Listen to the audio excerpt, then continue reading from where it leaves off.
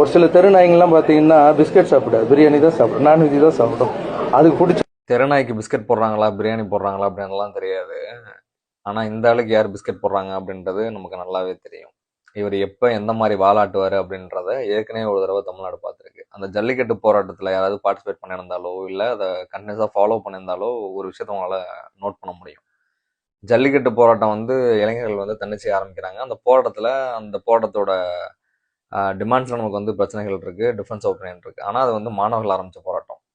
அந்த போராட்டம் ஒரு கட்டத்தில் வந்து அரசுக்கு எதிராக, நீட் தேர்வுக்கு எதிராக, இங்கே இருக்க ஹைட்ரோ கார்பன் திட்டத்துக்கு எதிராக திரும்பும்போது அதை வந்து ஹைஜாக் பண்ணி அதை பற்றிலாம் பேசக்கூடாது, நீட்டை பற்றி பேசக்கூடாது, மோடி ஐயாவை பற்றி பேசக்கூடாது, ஆர்எஸ்எஸ் பற்றி பேசக்கூடாது, ஜல்லிக்கட்டை பற்றி மட்டும்தான் பேசணும் அப்படின்னு சொல்லிட்டு அந்த போராட்டத்தை அடுத்த கட்டமாக வளர்ந்துடவே கூடாது அப்படின்னு சொல்லி பார்த்துக்கிட்ட நபர்களில் முக்கியமான ஒருத்தர் வந்து ராகவா லாரன்ஸ்.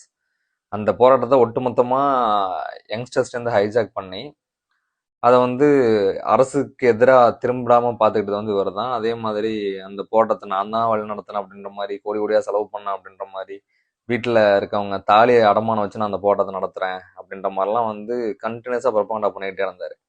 கரெக்டாக அந்த போராட்டம் வந்து போலீஸ்காரர்கள் உள்ள வந்து கலைக்கப்படுறதுக்கு நாள் வந்து அப்ஸ்கண்ட் ஆகிட்டார். அடுத்த நாள் வந்து தடியடி விழப்போகுது. போலீஸ்காரர்கள் முடிவு பண்ணிட்டாங்க அடித்து வெளுத்து ஓட விடணும் அப்படின்னு சொல்லிட்டு. அப்போ தான் அந்த நேஷனல் அந்தம் காமெடியெல்லாம் நடந்தது. அன்னைக்கு வந்து இவர் போய் ஹாஸ்பிட்டலில் படுத்துக்கிட்டாரு.